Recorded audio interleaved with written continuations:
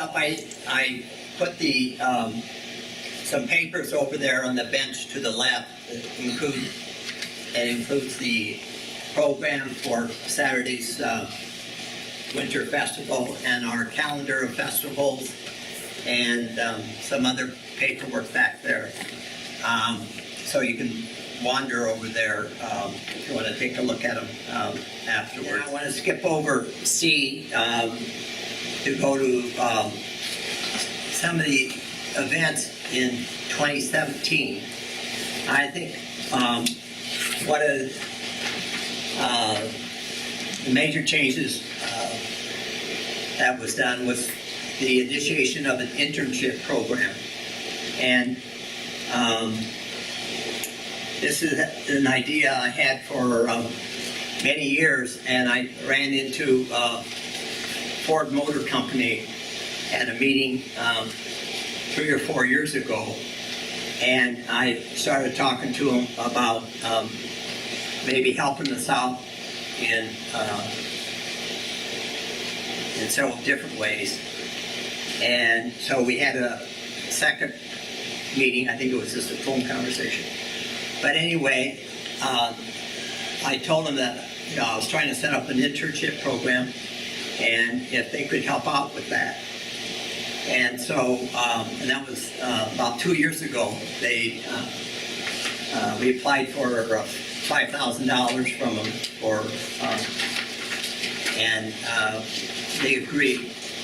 And we'll be applying for, I think this is the third year now that we'll be applying to Ford Motor Company for another $5,000. And that really supports a graduate intern for about half a year. But the internship program has made a major difference in exactly what we've been able to accomplish. One of the a good example of that would be the work we've done with the Rotary clubs.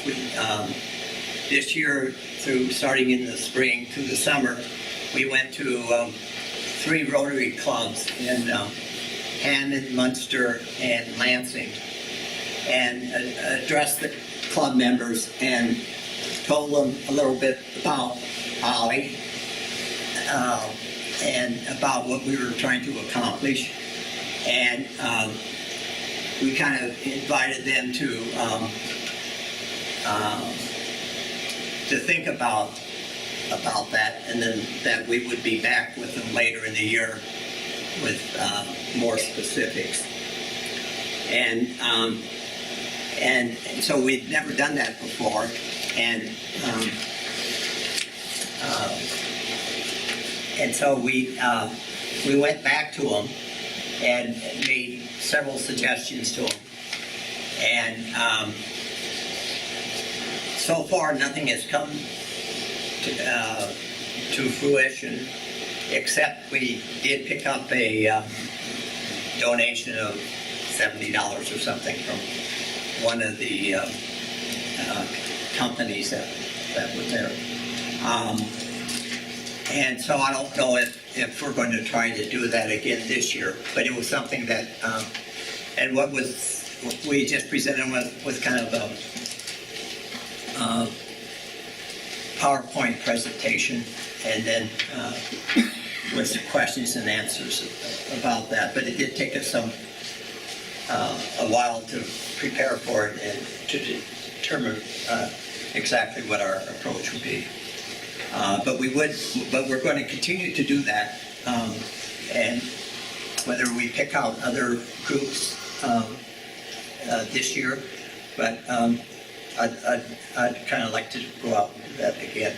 And that is really, we probably wouldn't have been able to do that without the internship program. This year is the 4th year of Calumet Revisited.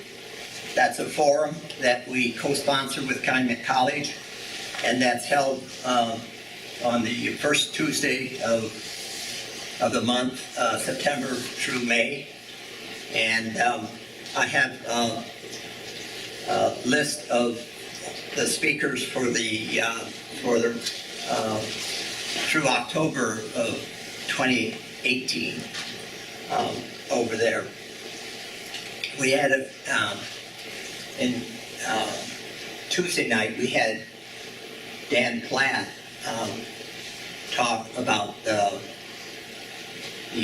blue waste in the Calumet region. And next month, Dr. McClellan will be talking about the Underground Railroad the first Tuesday of February. The other achievements this year were efforts to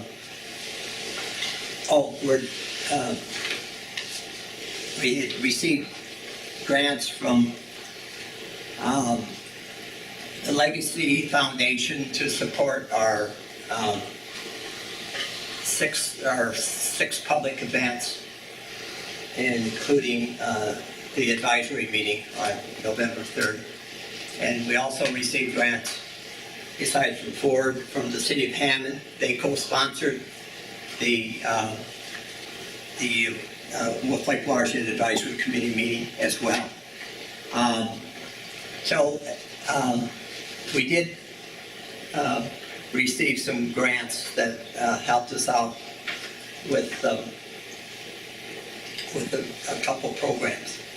And the last thing I'd like to do is just kind of go over the PowerPoint presentation on our advisory committee meeting and go through what we attempted to accomplish at that meeting.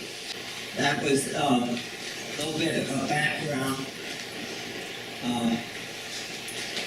on what the advisory committee is.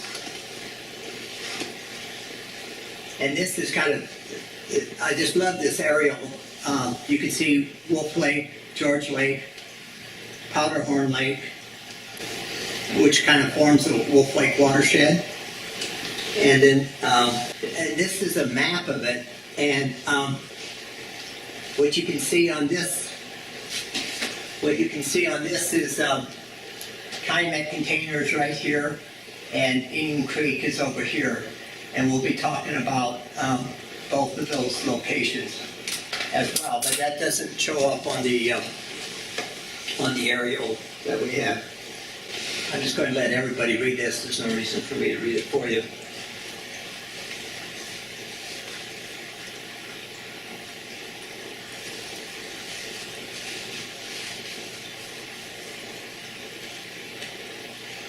And this is some of the speakers. This is Dave Graham, who's the Assistant Director of the Department of Public Health in Chicago. And he spoke about Indian Creek and the problems we're having there. To the left is Tom Bloom. He's from the US EPA. He's working a lot in East Chicago. Do you know Tom? I've seen him in meetings, I don't know him. Okay. But he was very helpful with the Calumet Container brownfield. And this is Jamie Bobalik, who is one of the 4 volunteers of the year that we honored. And this is we were just setting up there. This is room 200 of Calumet College.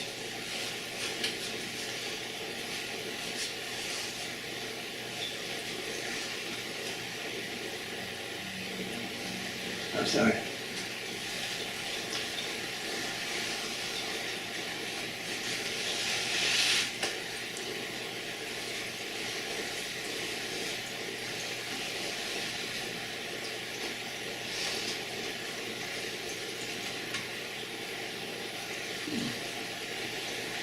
And this up here is Joe Kushek, and this is John Harrell from the 10th Ward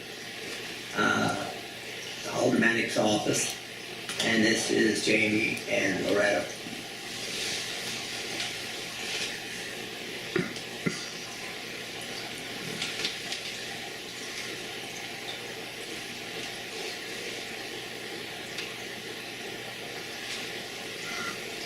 And this study, some of you probably have received the study, but if you want, it's a 29-page, get it.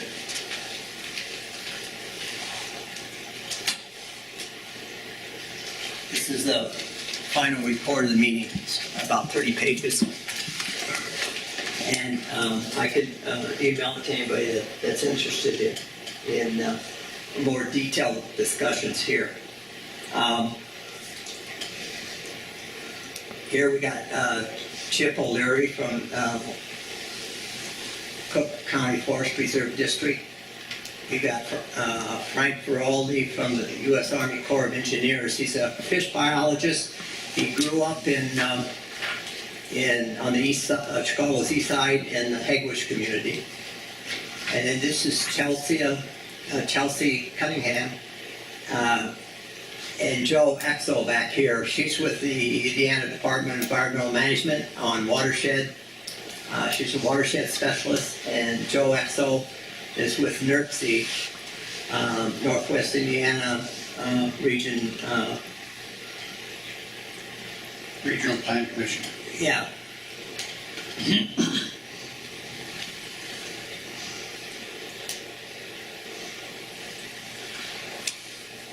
And these were some of just a couple ideas that each of the speakers advanced. And Dr. Willink is working with us on the mud puppy campaign that we're undertaking. And I talked about Jared Bilac, he's working for Willink on this project.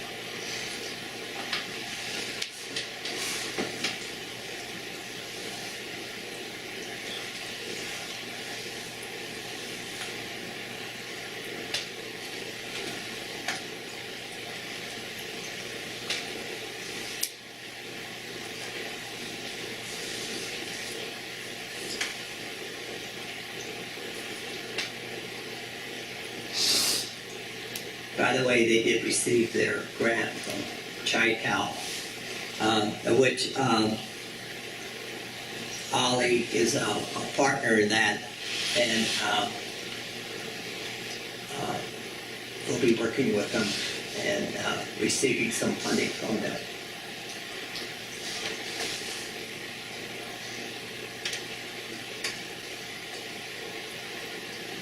How do they hope to lower the water level of Powderhorn Lake?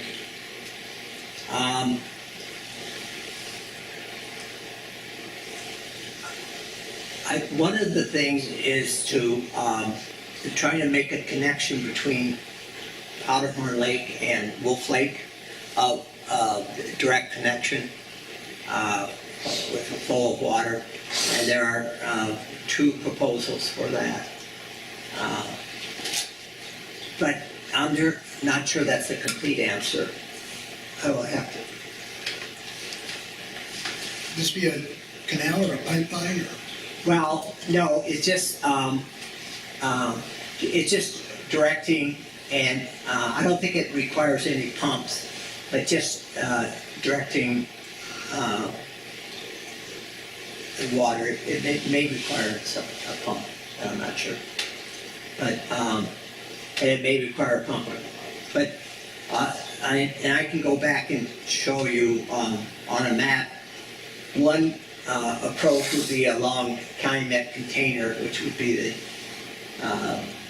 to the right of Powderhorn Lake, and another one would be up through the Avenue K channel on the western portion. So there are two approaches for, and this proposal has been around since I think 2003, and I have the original study in my office. But that is,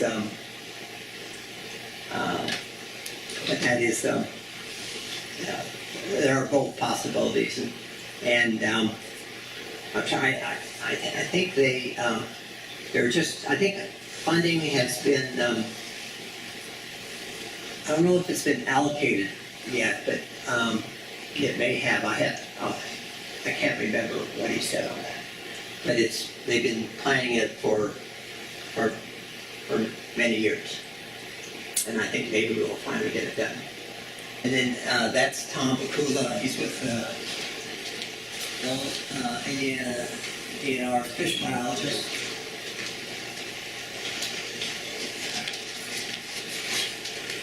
And the final 3 pages of this document has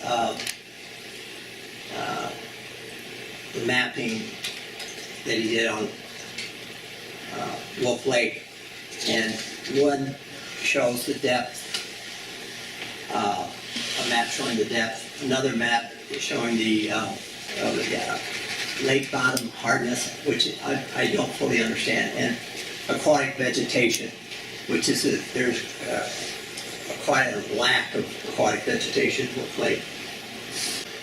Anyway, that was kind of the little contest we had.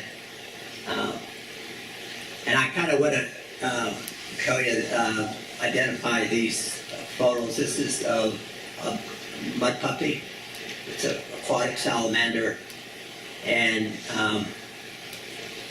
one of the problems we have with fishermen who will accidentally catch them, and when they catch them, they don't know quite what to do with them. And the worst thing they do is just throw them on the ice if they're ice fishing.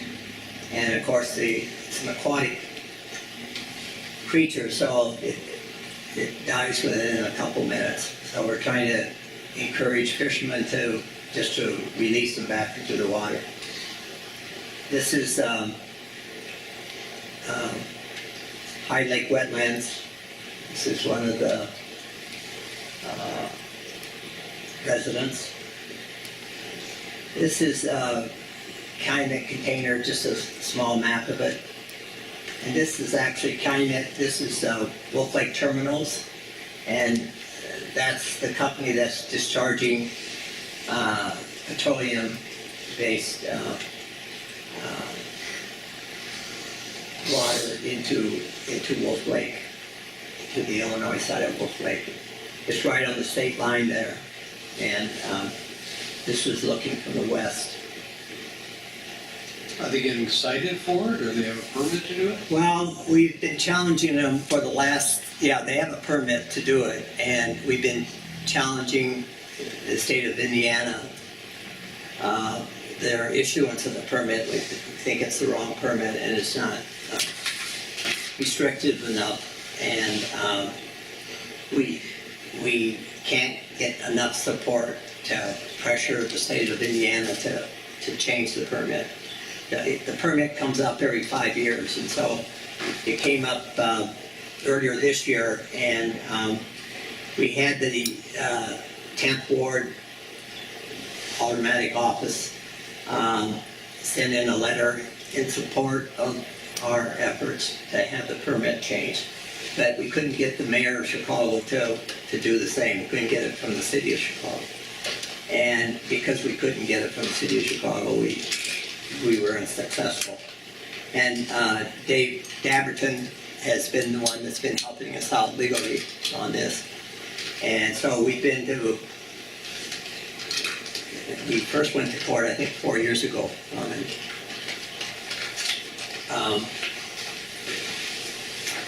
But there's quite a bit of history to that. And it goes back to the first citation against the company was in 1992. And they've been in and out of trouble all along. And they're right on the state line, and it's right next to Wolf Lake, and it's a terrible place to have that type of company, but They argue that since they've been there, they should be allowed to stay there.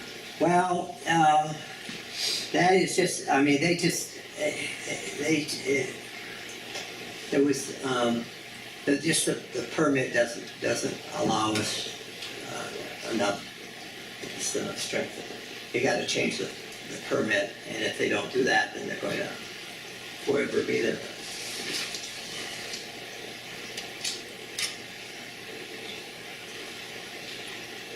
And these are the 10 projects that we have. It's on our website, and for further detail, you can just go to our website. And these are given in more detail.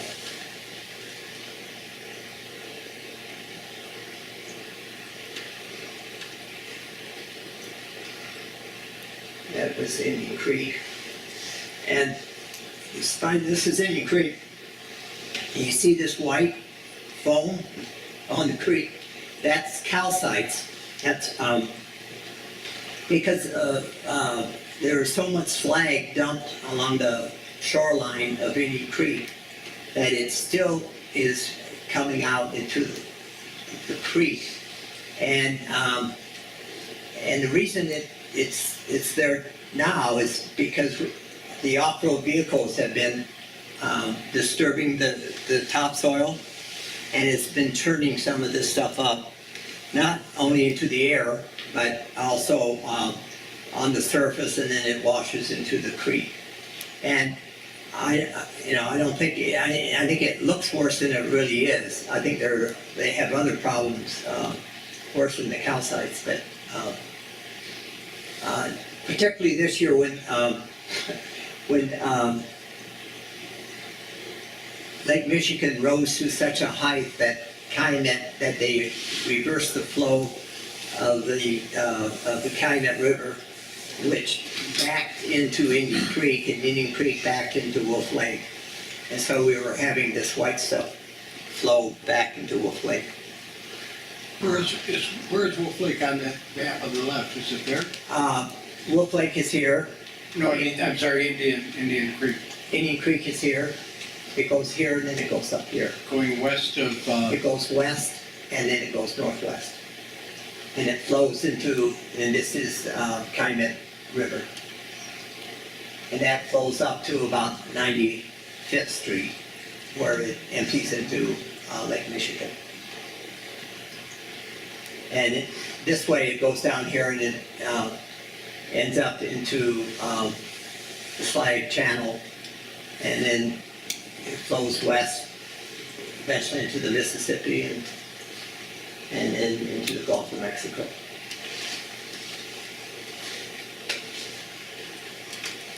Is the calcite considered toxic? Just from the limestone? No, it's not too bad. It's an industrial waterway, and so it has a lot of traffic, barge traffic, but the water there has really improved over the years, and now it supports fish that it hasn't supported in past years. So it's really coming back. And the only problem is it's not really a recreational river because of the industrial usage other. This is really an old photo, about 10 years old, I think. Or maybe even older. This is Calumet Container, that's the brownfield. That's on the south shoreline of Wolf Lake. And it was cleaned up. In fact, Awli's major project is the Calumet Container site, because in 2001, we started to pressure US EPA to come and clean it up. And we finally convinced them to do so. I think in 2002 they received funding, 2.9 million, and it's a 11.5 acre site that was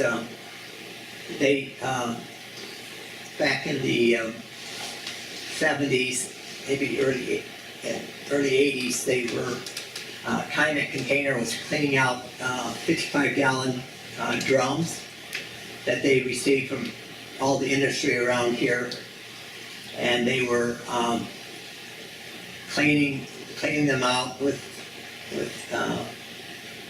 pretty bad stuff and dumping it into the ground, and over years that built up. And so in 2000, probably beginning 2003 and 4 through 2005, they removed the top 18 inches of the 11.5 acres. There were some areas that they had to go deeper and remove them, take them to them, and then replace the topsoil. And we were hoping on,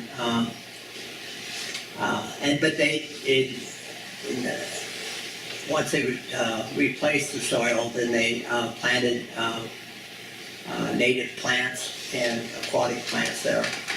And we're trying to keep that, create a natural area to serve as an outdoor classroom for local students. And we've just been having trouble with the city of Hammond. And this is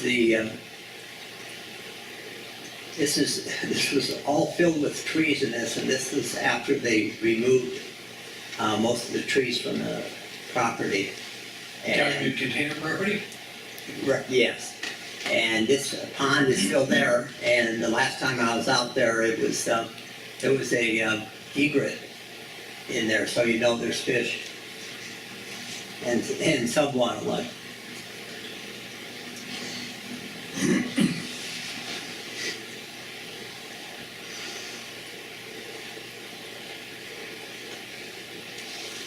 This is Save the Mud Puppy campaign. In fact,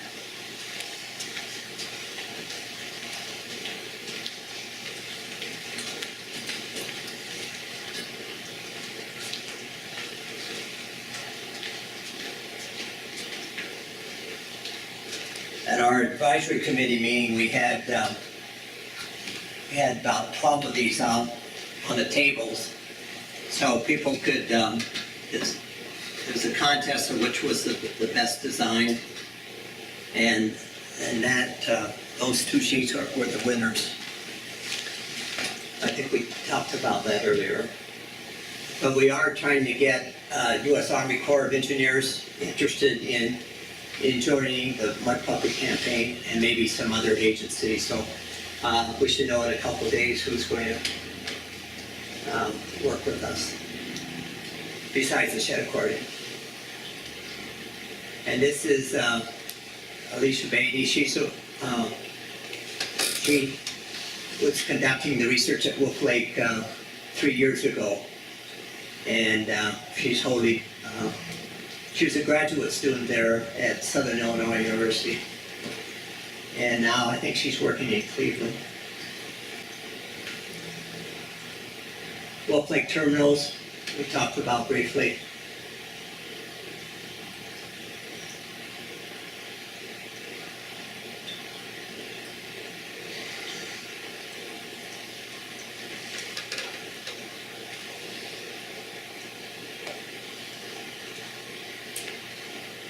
These are both Calumet College students.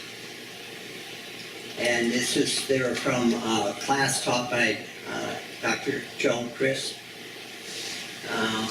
2013. This is the fall of 2015.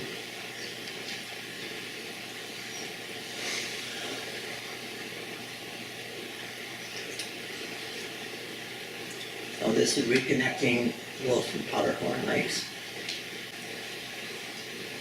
And this concept was designed in 2003, so this is how far back these discussions were going on. But you'll find out that in the environmental movement, you start out with plans and it may take decades before they're actually implemented. And they're never implemented the way they were originally designed. And this is Powderhorn.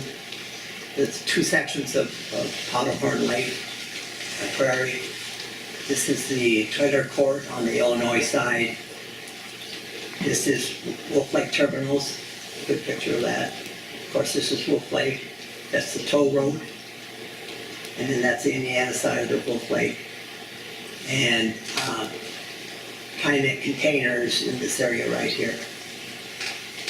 That's kind of orient you to the southern part of the watershed. And we're having a exchange of emails right now on this project, and I'll know more about it in a week or so. This is Torrance Avenue near this is Indian Creek, and this is to the west of it, and this is the bridge over Torrance Avenue. I think this was a railroad bridge, which no longer functions. But this part of Indian Creek looks pretty good. This is interesting. This was brought up last year at our research summit in 2016. On November 4th, we had a meeting, and this was a proposal that was brand new. This was by the Illinois-Indiana Sea Grant. And they proposed this, and it created quite a bit of controversy at our meeting. And they haven't come back to us since, so I don't know if they're still thinking about that or not. But it would make major changes to the way in Wolf Lake. We're still talking about extending hiking and hiking trails in the, there was the engineering has been done on 134th Street, but the funding isn't there yet. So some of these are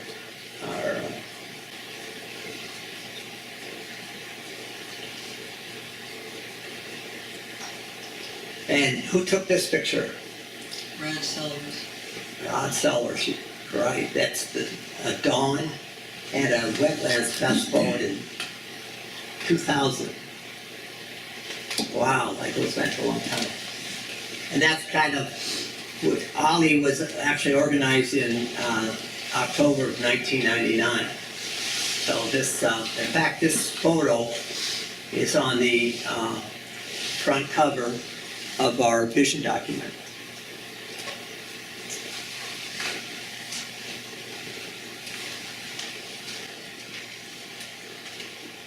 All right.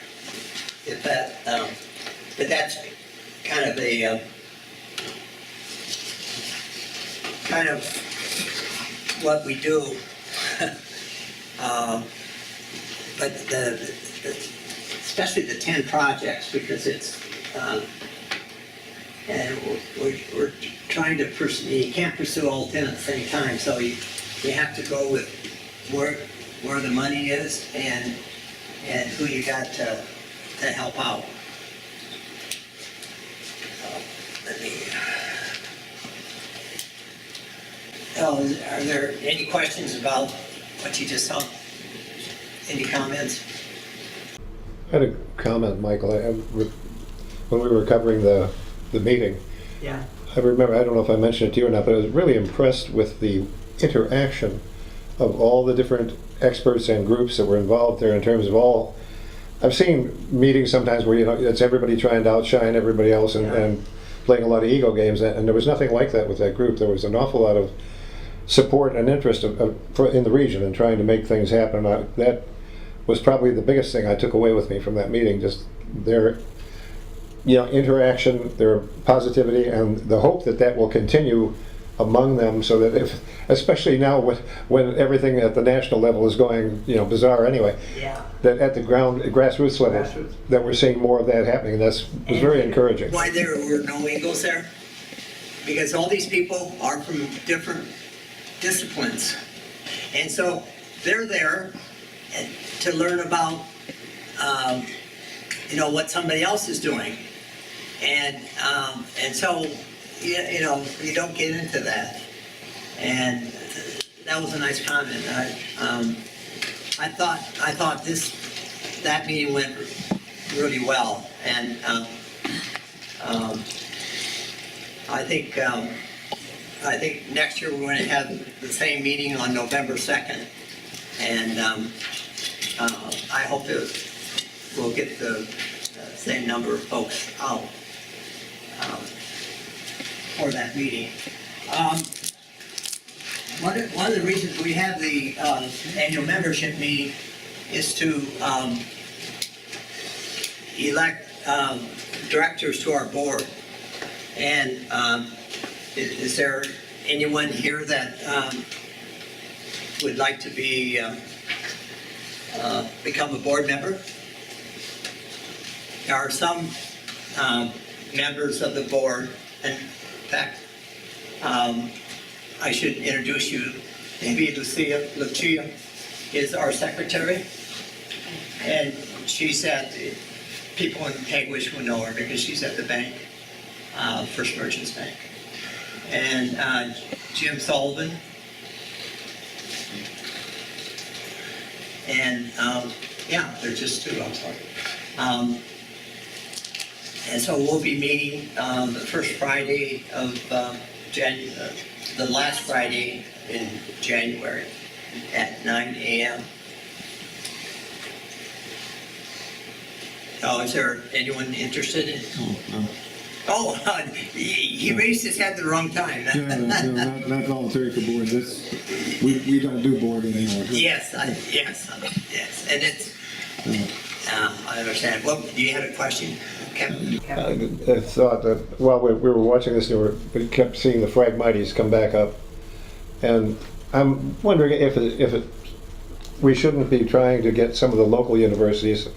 If nothing, I'm still trying to get DePaul University to get involved in anything out here, and that's an interesting process. But what I'm talking about is to challenge some of the universities, and I mean challenge in a friendly way, Yeah. to try to find ways to make use of these horrible plants in some new inventive way. You know, again, I've made the comment before that if anybody had told me that I'd be doing all sorts of things using sand back in the 1950s, as, you know, as a sand byproduct, I said, yeah, that's really likely. But here we are, you know, with all the computers and phones and everything else, we're using digital processors, the byproducts of that particular general area. And I think the same thing could be true with things like pet coke, which is what I've been trying to get DePaul to look at, and also with Phragmites. For one thing, Phragmites, there's a poison in the darn thing. It knows how to survive, so it kills off other plants. Maybe we could be inventing something that would enable us to get rid of plants that we want to get rid of using something that we've developed from Phragmites. So I'm saying, challenge the research departments, challenge the chemistry departments. These people say, find ways to make these things profitable, and then we'll get them out of the fields. Because then you know, people will be glad to process those things just like they do corn or anything else, and get them. Yeah. State of Indiana's had a lot of experience removing Phragmites along the Grand Calumet River from Gary, probably Gary at least at Grand Street, if not farther east, all the way to the Illinois state line. Good job, okay. With the Department of Natural Resources, the Indiana Department of Natural Resources, Department of Environmental Management, in this case, has been an ally. I don't know what their experience is or where they throw them or what they do with them, but I know they've been very strong at eradicating them, and the ability to eradicate them has meant the restoration of a great many of birds and other kinds of. And we have seen that along the Grand Cal, as you suggested, and we're really impressed with that. But what I'm suggesting here is that put a profit motive into it. Yeah. You know, and all of a sudden you'll find out that it's not just silica that's magic, but these things may be too in different ways, which would give us a reason for them not only removing them, but also making good use of them for other purposes. What I'm suggesting is that we contact someone in the Indiana Department of Natural Resources and find out what their experience has been, that to bring that to the table would perhaps help a university to decide whether or not they wanted to get into it. Heck, we've been working with young Troy from Purdue at Calumet Container because of the Phragmites there. And we had applied for a $30,000 grant 1 year to, because it takes about, that was 10 years ago, it would take about $30,000 to do a 3-year removal process. And we didn't get the grant because the wetland there wasn't the native plants weren't as high grade, like a 5 or 6 or 5. It was more like a 2, and so it wasn't pristine enough. But the process it is about a 3-year process. In the spring, you go in, you cut them down, everything down to maybe within a foot of the ground. And then in the fall, you have all the new Phragmites comes up. And then you go out and you take your herbicide and you spray it over the entire area.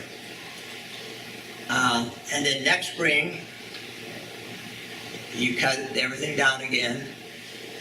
And then in the fall, you go out with your herbicides and you spray them.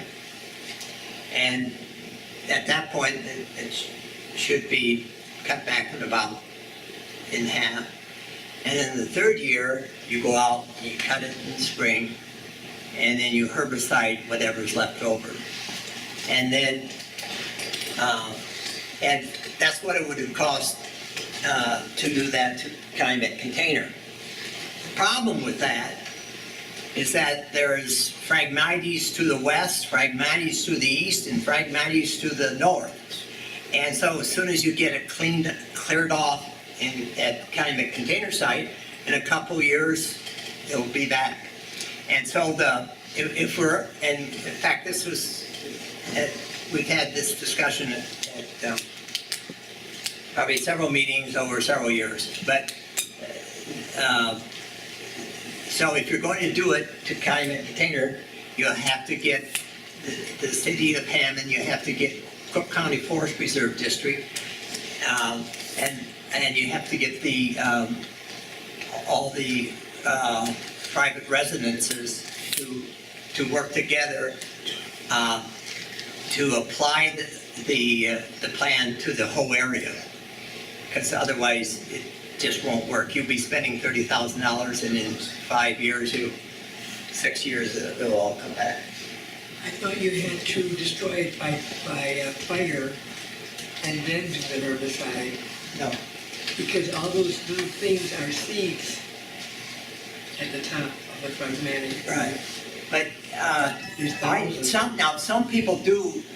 There must be a second method, because I do hear that sometimes they burn it down, but you still have the same problem. If you get rid of them in 3 years, you have to make sure that you don't have Phragmites next to you. And even when you go on Grand Cal River, the areas that they have gotten rid of the Phragmites, you can kind of look around and you see a field of Phragmites, about 100 feet away. And so and they may have plans to keep it that way.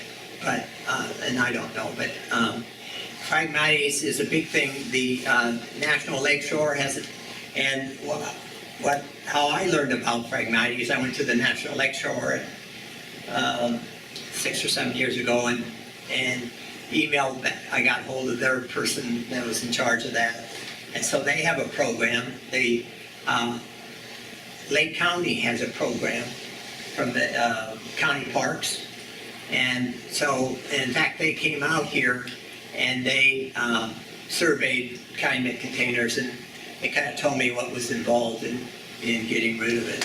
So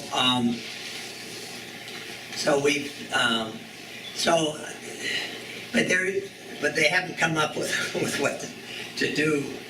There's no, you can't reuse Phragmites yet.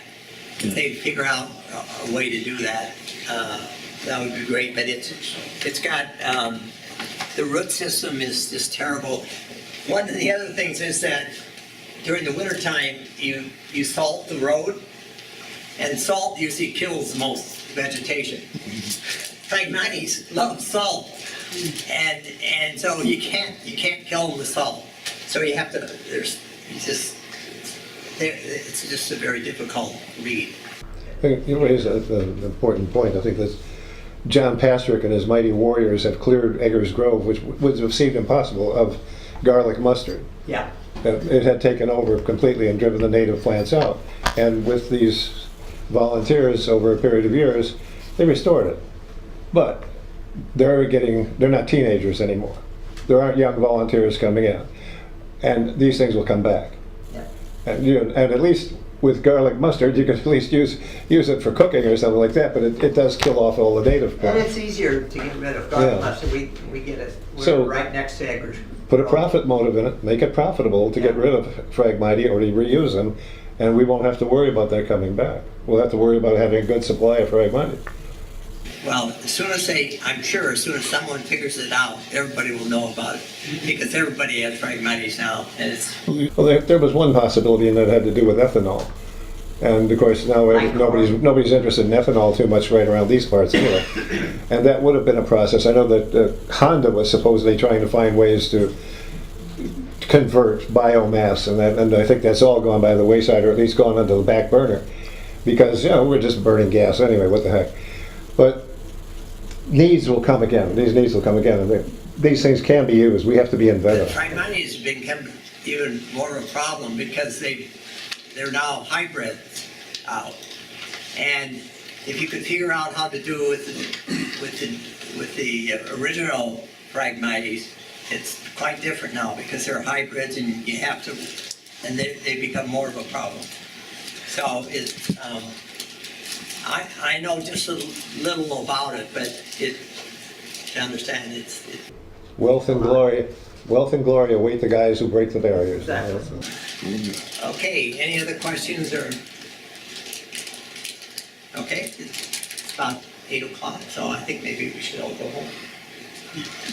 Thank you, Mike.